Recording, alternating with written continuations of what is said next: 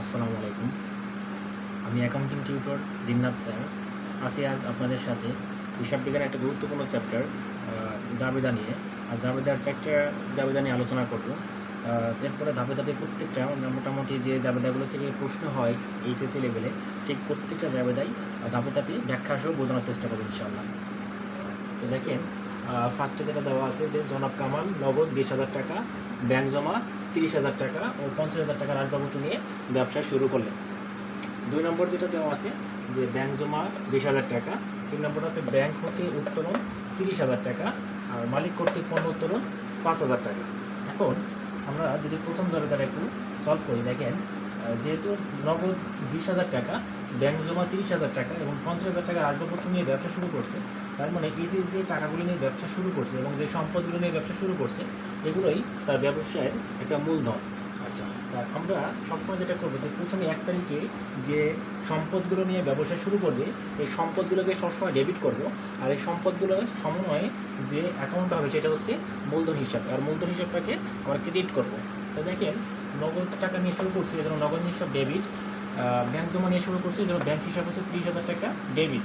আর হচ্ছে আসবাবপত্র ছিল 50,000 টাকা, এই জন্য আসবাবপত্র হিসাব ডেবিট 50,000 টাকা।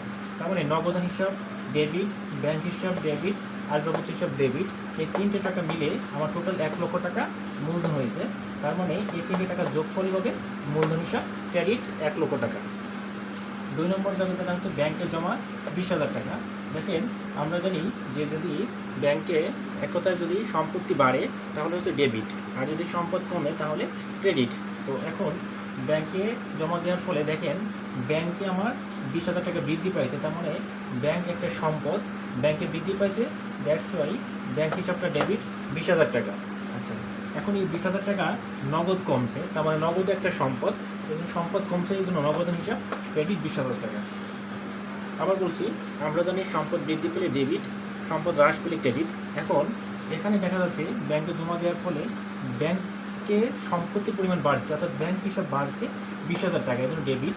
ব্যাংক থেকে টাকা নগদ টাকা কমে গেছে 20,000 টাকা, এই জন্য নগদ হিসাব ক্রেডিট। অর্থাৎ সম্পদ বৃদ্ধি পেয়েছে, এই জন্য ডেবিট, সম্পদ হ্রাস পেয়েছে, এই জন্য নগদ হিসাব ক্রেডিট।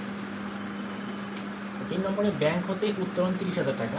তো এখানে দেখেন, ব্যাংক থেকে যখন উত্তোলন করা হয়েছে নগদ টাকা 30,000 টাকা বৃদ্ধি পাইছে, তার মানে নগদান হিসাব নগদ একটা সম্পদ বৃদ্ধি পাইছে, এই জন্য নগদান হিসাব ডেবিট 30,000 টাকা।